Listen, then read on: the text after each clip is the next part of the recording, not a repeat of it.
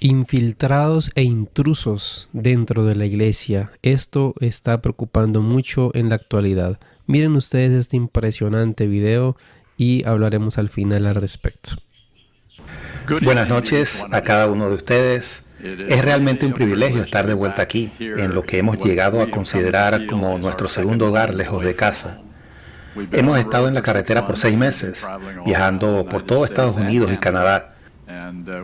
Hoy acabamos de llegar a California y estaremos teniendo algunas reuniones en esta área durante un par de semanas.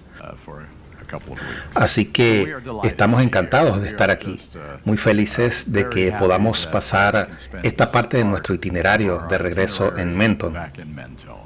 Han pasado muchos años desde la última vez que tuvimos la oportunidad de estar aquí y realmente los apreciamos a ustedes, a esta iglesia y su calidez.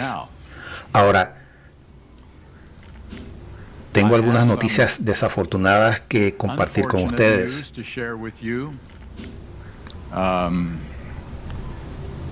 Llevo 33 años haciendo esto y siempre ha habido una cantidad considerable de desacuerdo e incertidumbre sobre varios temas.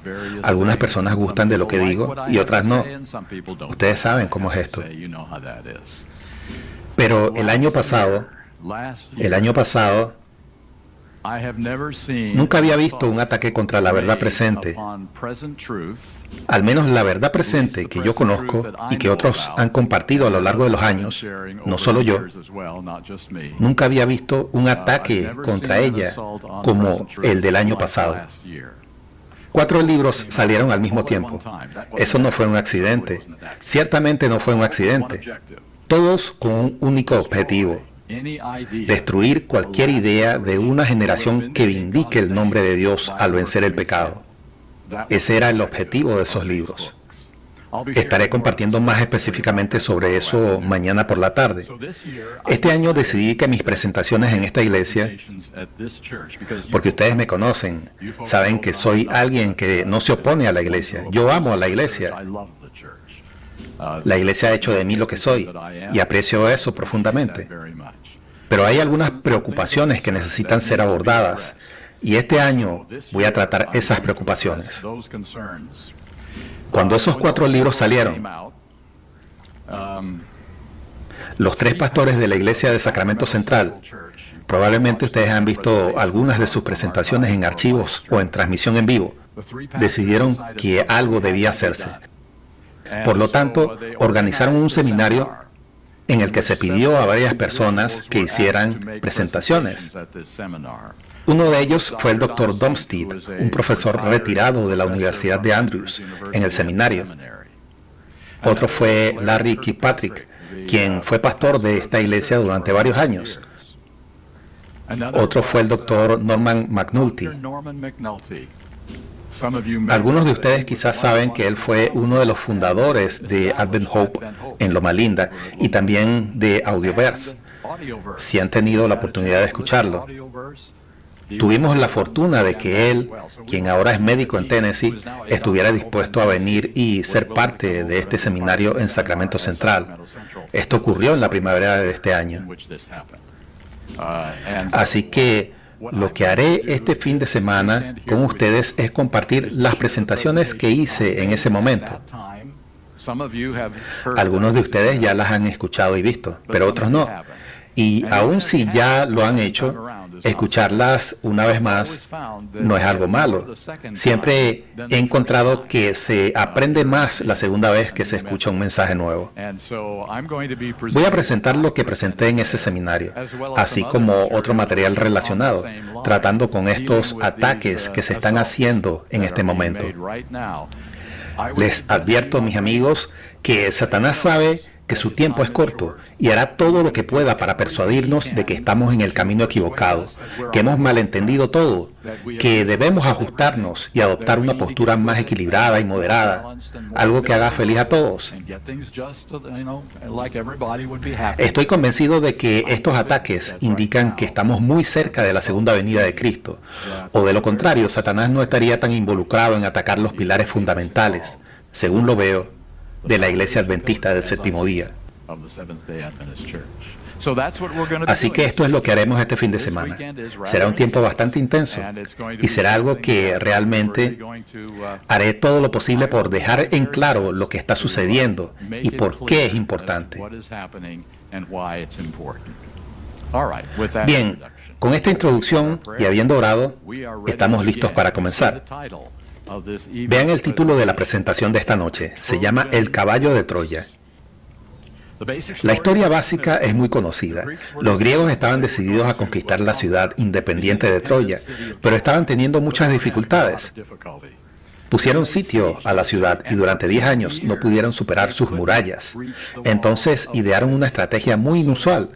Construyeron un enorme caballo de madera. Escondieron a un grupo selecto de soldados dentro de ese caballo. Lo acercaron a las murallas de la ciudad y luego desaparecieron. Subieron a sus barcos y zarparon como si hubieran perdido la batalla. 10 años habían sido demasiado y estaban rindiéndose. Se habían ido. Bueno, los troyanos tuvieron un poco más de curiosidad que precaución y llevaron ese caballo dentro de la ciudad como un símbolo de su triunfo sobre el odiado enemigo fuera de la ciudad. Y ya conocen la historia. Esa noche los soldados griegos salieron del caballo, abrieron las puertas de la ciudad para el ejército griego, que había regresado bajo la cobertura de la oscuridad. La ciudad de Troya fue tomada y la guerra terminó. Una guerra de 10 años terminó. La fortaleza de las defensas de Troya fue quebrantada por medio del engaño y la curiosidad. Saben, podemos estar preparados para un ataque directo, pero totalmente desprevenidos para una distracción que no estábamos esperando. Hay otra historia que proviene de la Segunda Guerra Mundial.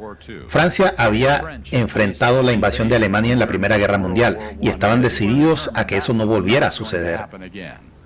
Así que construyeron una línea de fortificaciones de concreto, obstáculos y armas en los años 30 en las fronteras con Italia, Suiza, Alemania y Luxemburgo. Los alemanes nunca volverían a invadir Francia. Estaban seguros de eso. Entonces, ¿qué hicieron los alemanes? Ignoraron completamente esa línea Maginot e invadieron Francia desde el norte, a través de los Países Bajos y el bosque de las Ardenas, donde los franceses pensaban que el terreno accidentado nunca sería un lugar para una invasión. Simplemente no podía suceder. Mientras tanto, una fuerza alemana se situó frente a la línea Maginot para ocupar la atención de los franceses y hacerles creer que iban a entrar por esa dirección. El mayor problema de la línea Maginot fue la falsa sensación de seguridad que dio a los franceses. ¿Hemos tenido caballos de Troya y líneas Maginot en nuestra historia reciente del adventismo? Sostengo que hemos tenido exactamente el mismo problema de curiosidad y una falsa sensación de seguridad. Creemos que lo tenemos todo cubierto. Hemos sido invadidos con éxito mientras nuestra guardia estaba baja. Las verdades adventistas han estado bajo ataque desde los comienzos de la Iglesia y preparamos nuestras defensas con mucho cuidado para enfrentar las objeciones a nuestras doctrinas, creencias y sistema de entendimiento. Teníamos respuestas bien definidas frente al catolicismo, por ejemplo, y al protestantismo liberal. Así que el estratega maestro, Satanás, ideó un caballo de Troya para atraer nuestra curiosidad y reducir nuestro sentido de peligro. Verán, no somos la única iglesia que cree en la autoridad absoluta de la Biblia y en la pronta venida de Jesucristo. Nuestros amigos evangélicos parecen ser muy similares a nosotros en cuanto a la salvación personal a través de la sangre derramada de Cristo, así como en un fuerte impulso por ganar almas, alcanzar a otros, traerlos a la iglesia y llevarlos a la salvación. Sentimos que podemos aprender mucho de ellos en términos de crecimiento de iglesias, métodos de adoración atractivos y especialmente en la retención de nuestra juventud. Hemos luchado contra el enemigo de los estándares mundanos y la falta de fe en el liberalismo durante muchos años. Pero hemos estado ciegos al enemigo igualmente peligroso del evangelicalismo conservador.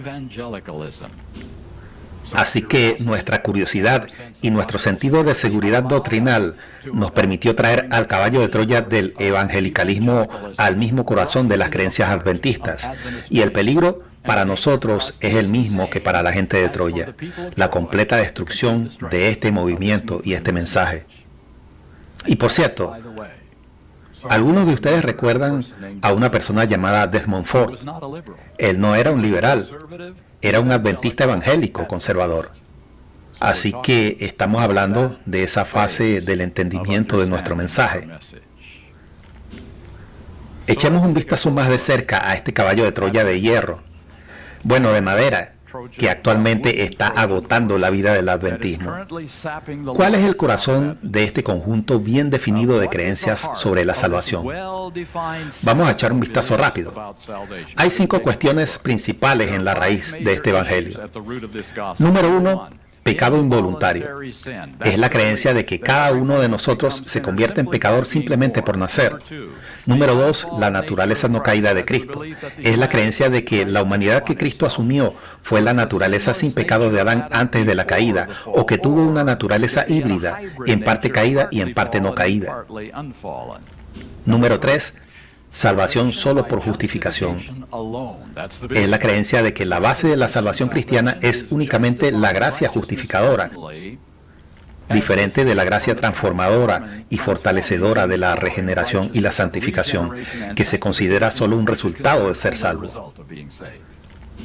Número 4, la justificación es exclusivamente declarativa, no transformadora. Es la creencia de que la gracia justificadora solo declara a una persona justa, diferente de realmente hacerla justa. Número 5, la imperfectibilidad del carácter cristiano. Es la creencia de que, incluso a través de la justicia impartida de Cristo y la fuerza divina, la obediencia perfecta a la ley de Dios sigue siendo imposible mientras vivamos en esta tierra. Esos son los 5 puntos principales de la teología evangélica de la salvación. A la luz de las creencias de este evangelio evangélico, es muy imperativo que entendamos el verdadero evangelio. He cubierto eso en años anteriores aquí. No voy a repasar todos los detalles que ya he tratado en años pasados. Este es un resumen muy breve de mis respuestas a estos 5 puntos. Y aquí vamos. Primera de Juan 3:4. Todo aquel que comete pecado infringe también la ley, pues el pecado es infracción de la ley. ¿Saben algo? Ellen White llama a esto la definición clara de pecado, la verdadera definición de pecado y en 8 ocasiones la única definición de pecado. Al comentar sobre este versículo, ella dice que significa transgredir voluntariamente la ley de Dios en pensamiento, palabra o acción. Santiago 4:17. Y al que sabe hacer lo bueno y no lo hace, le es pecado. Para aquel que sabe lo que está bien y está mal. Juan 9:41. Jesús les dijo a los fariseos: si fuerais ciegos, no tendríais pecados. La ceguera aquí significa ignorancia. Pero ahora decís: vemos, entendemos, somos inteligentes, por tanto vuestro pecado permanece. Así que el pecado por el cual somos considerados culpables, condenados y perdidos, nunca es involuntario o un estado de nacimiento. Siempre es una decisión que tomamos. Número 2. Solo este párrafo del deseado de todas las gentes, página 49. Habría sido una humillación casi infinita para el Hijo de Dios tomar la naturaleza del hombre, aun cuando Adán estaba en su inocencia en el Edén. Pero Jesús aceptó la humanidad cuando la raza había sido debilitada por 4000 años de pecado. Y aquí está la frase clave: como todo hijo de Adán, eso somos tú y yo. Aceptó los resultados de la acción de la gran ley de la herencia. ¿Cuáles fueron estos resultados? Se muestra en la historia de sus antepasados terrenales. Él vino con tal herencia para compartir nuestras penas y tentaciones y para darnos el ejemplo de una vida sin pecado. Solo ese párrafo dice que Cristo no se eximió de nuestra naturaleza, de modo que pudo ser tentado de la misma manera que nosotros, tanto desde fuera como desde dentro de su propia naturaleza. Y la mayoría de nuestras tentaciones más poderosas provienen de dentro de nuestra propia naturaleza. Números 3 y 4. Mensajes Selectos, tomo 1, página 394. Habiéndonos hecho justos mediante la justicia imputada de Cristo, Dios nos declara justos y nos trata como justos. Por lo tanto, justificados por la fe. Mis amigos, la justificación nunca puede limitarse solo a una declaración. Siempre es un proceso transformador.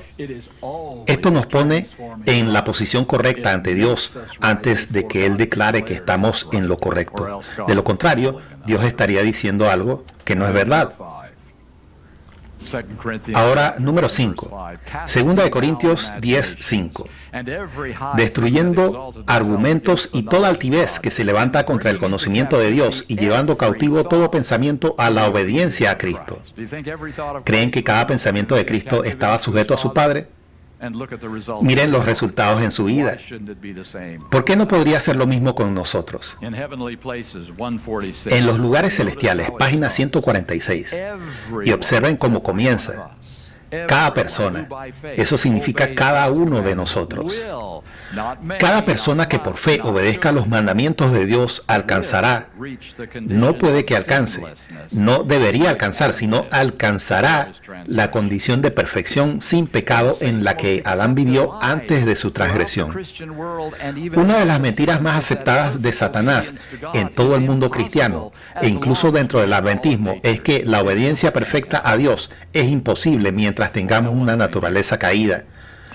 Se dice que simplemente no puede suceder. Ahora bien, algo importante aquí. Es fundamental recordar que este tipo de madurez de carácter a la que se refieren estas declaraciones no es un requisito para la salvación, como lo demuestran la historia del ladrón en la cruz. ¿Recuerdan esa historia? Él ciertamente no era espiritualmente maduro. Si hubiera bajado de la cruz, habría tenido que crecer espiritualmente como todos nosotros, pero entregó su vida en fe a Dios, dispuesto a hacer y a hacer lo que Dios le pidiera. Y eso es lo que Dios nos pide a nosotros, si queremos tener una relación salvadora con Él, una entrega total de nuestras vidas a Él. La perfección de carácter madura tiene un propósito completamente diferente y vamos a analizarlo aquí brevemente. El deseado de todas las gentes, página 671. El honor de Dios, el honor de Cristo, está involucrado en la perfección del carácter de su pueblo. No se trata de nuestro honor aquí, ni siquiera de nuestra salvación, sino del nombre y el carácter de Dios. Él ha prometido que perfeccionará a su pueblo. Y la pregunta es, ¿puede hacerlo? ¿Ha ido demasiado lejos con esta promesa? ¿Se cumplirá su palabra? Lecciones prácticas del Gran Maestro, página 148. El honor de su trono está en juego para el cumplimiento de su palabra hacia nosotros. Siempre que Dios promete algo, pone su nombre detrás de esa promesa. Su nombre, su autoridad, su trono estaban en juego, ¿verdad? Cuando Cristo vino a esta tierra, su trono estaba en juego y estará en juego nuevamente en lo que hará a través de la generación final. Su nombre. Ahora, debemos recordar el desafío de Satanás contra Dios y su ley. Signs of the Times, 16 de enero de 1896. Satanás declaró que era imposible para los hijos e hijas de Adán, esos somos tú y yo, guardar la ley de Dios, y con ello acusó a Dios de carecer de sabiduría y amor. Si ellos, tú y yo, no podían guardar la ley, entonces había un defecto en el legislador. Por lo tanto, la acusación de Satanás estaba claramente dirigida contra la capacidad del hombre caído para guardar la ley de Dios. Entonces, Dios ha ideado una respuesta al desafío de Satanás. Una respuesta que será tan clara que no quedará ninguna duda en la mente de nadie en el universo de Dios sobre si Él puede cumplir sus promesas. Edwin, ¿cómo estás? Bienvenido a esta nueva sección en la cual vamos a hablar de lo que dice el pastor Denis Priebe sobre algo que continúa preocupando a la iglesia como tal, ahora más específicamente con una palabra que tocamos que es intrusos. Una persona intruso o intrusa, algo que está dañando, que se está viendo mucho en las iglesias, de personas que incluso son utilizadas por el enemigo para causar divisiones, para causar muchos males dentro de la iglesia. ¿Qué podemos hablar, Edwin, al respecto de este video? Bueno, David, me gusta mucho cómo el pastor inicia hablando sobre, digamos, coloca la analogía del caballo de Troya, eh, dándonos a entender que en nuestra iglesia se está infiltrando mucha, digamos, teología, como lo hemos expuesto en otros videos que hemos reaccionado a este mismo pastor, mucho teología que está tergiversando o que nos está dando, digamos, un contexto diferente a lo que la Biblia nos quiere enseñar. Una de esas es la nueva teología, una forma de teología que se enfoca en la experiencia personal y la emoción en lugar de la autoridad que es la Biblia. O sea, nos vamos por la emoción, entonces leemos esto y lo tomamos tan personal que empezamos a hacer esas cosas, esa verdad que está en ese libro y no la verdad que está en la Biblia, y ahí es donde empezamos a predicar más o a ser más rígidos o a ser fanáticos o hacer diferentes cosas que nos apartan un poquito o un poquito, no mucho, de la verdad que el Señor nos quiere presentar. Otra de las cosas es la justificación por la fe. Entonces, como somos justificados por la fe, entonces creemos, y por solo creer no hacemos nada, como se está presentando hoy una ola de que si usted no hace nada no hay problema, porque al final nos vamos a salvar. Entonces tenemos mucha infiltración en la iglesia, y eso es lo que nosotros queremos, digamos, cambiar en estas bioreacciones. Escudriñar la palabra, ir a la verdad y empezar a obedecerla, empezar a hacer la voluntad de Dios. Ese es el objetivo, claro que sí, es verdad. Hablemos un poco, Edwin, ahora de qué cosas, esa analogía del caballo de Troya es muy buena, resalto también eso, porque a veces son cosas imperceptibles, es decir, pareciera que son cosas muy buenas para la iglesia, que llega algo o alguien y todos dicen qué importante, agradecen que esa persona o eso que llegó esté en la iglesia, todos están felices, contentos, pero llega el momento donde se descubre la verdadera identidad o el verdadero propósito de esa persona, y ahí es donde causan el mal, que es la analogía del caballo de Troya. Ahora, ¿qué cosas, Edwin, en la actualidad crees que están siendo infiltradas en la iglesia que puedan causar ese daño y esa división, aparte de lo que hemos dicho, tocado sobre el tema del universalismo, que más adelante hablaremos en algunos videos sobre esto, pero qué cosas pueden dañar la iglesia desde adentro de que se pueda producir?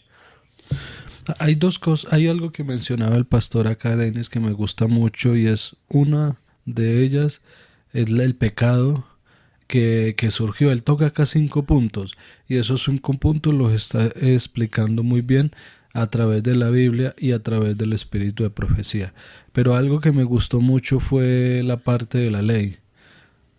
La definición que el espíritu de profecía y la definición que la Biblia le da al pecado es la transgresión de la ley. No encontramos otra definición fuera de esta.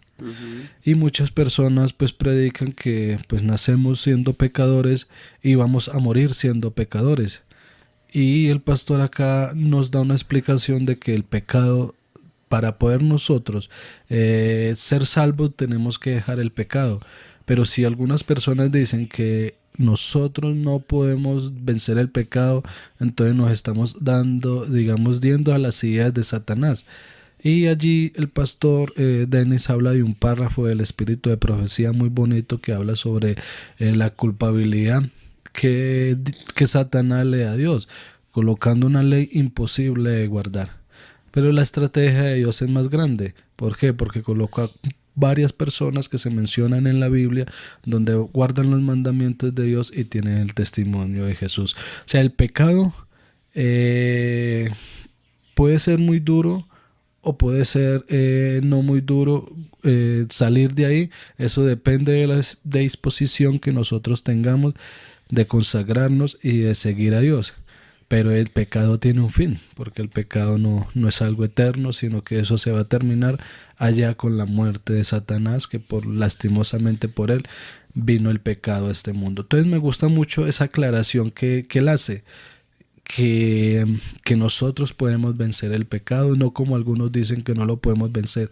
Es lo mismo que hacían los fariseos en sus tiempos, que si salíamos un sábado teníamos que caminar tantos pasos que no podían entrar a la iglesia las personas que tenían algún defecto, porque supuestamente ellos estaban expuestos al pecado, que en el sábado no se podía hacer esto. Entonces vino Cristo a cambiar toda esa situación que se estaba enfrentando en esos días. Pero hay algunas personas, como lo decía y lo dice este pastor, que ya se van al liberalismo. Entonces no hagamos nada, que al final todo nos va a llegar así por obra y magia. Así es, ese es el pensamiento. Y hablábamos al respecto sobre esto, que a veces como cristianos, pues qué bueno, ¿no? Porque no significaría ningún tipo de esfuerzo. Pero debemos entender que la Biblia de inicio a fin nos habla de que el Señor proveyó todo para nosotros, pero somos nosotros quienes aceptamos por amor, no por temor, todo ese sacrificio. Y por ende, pues hay normas que no son en contra del ser humano, todo lo contrario, son para nuestro beneficio y que por amor también deben ser cumplidas. Bueno, es importantísimo que toquemos estos temas porque a veces, Edwin, nos encontramos en la iglesia hermanos que son muy tranquilos, es decir, llegan a la iglesia, participan de alguna actividad, se sientan allí en los puestos o a veces ni participan. Entonces vemos en la iglesia mucha pasividad, y esa pasividad a veces vemos también iglesias de 30, 40 hermanos y a veces son solo 5 o 6 los que dirigen, y hay muchas personas bautizadas de muchos años que simplemente están allí. Entonces las iglesias se llenan mucho de simplemente sentarse y ya. Pero sí, a la hora de hablar y de criticar, muchas personas o muchos somos los primeros en estar allí. ¿Cuán importante, Edwin, es esto? Yo quiero hablar un poco de la parte de la crítica, porque creo que eso es un intruso silencioso que nos está afectando mucho dentro de la iglesia y puede causar muchos problemas. Lastimosamente eso se ve muy a menudo, por no decirlo cada vez que nos estamos reuniendo. A veces creemos tener la verdad y tal vez la verdad en nosotros se basa en la crítica, en creer que si amonesto a alguien, entonces es la mejor forma.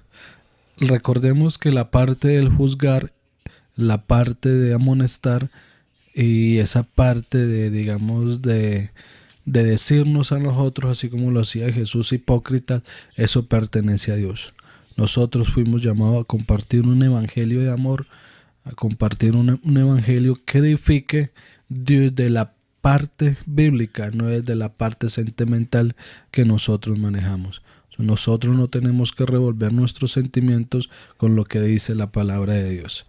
Así que nosotros somos llamados a dar un servicio, como lo decía ahorita, a dar un servicio de amor desde una verdad bíblica. Totalmente de acuerdo. Y ese es el objetivo, ese es el principal objetivo, y así debe ser. Si tienes algún intruso dentro de tu iglesia, si has vivido alguna situación similar, déjanos en los comentarios alguna experiencia.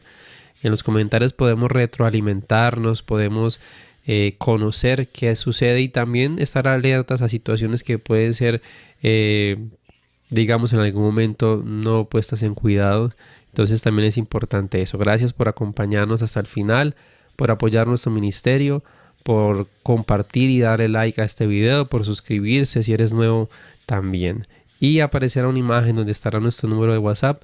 Por si deseas apoyar este ministerio, estaremos muy atentos y agradecidos allí a contestarles en el WhatsApp. Muchas gracias por todo, mis hermanos. Dios les bendiga.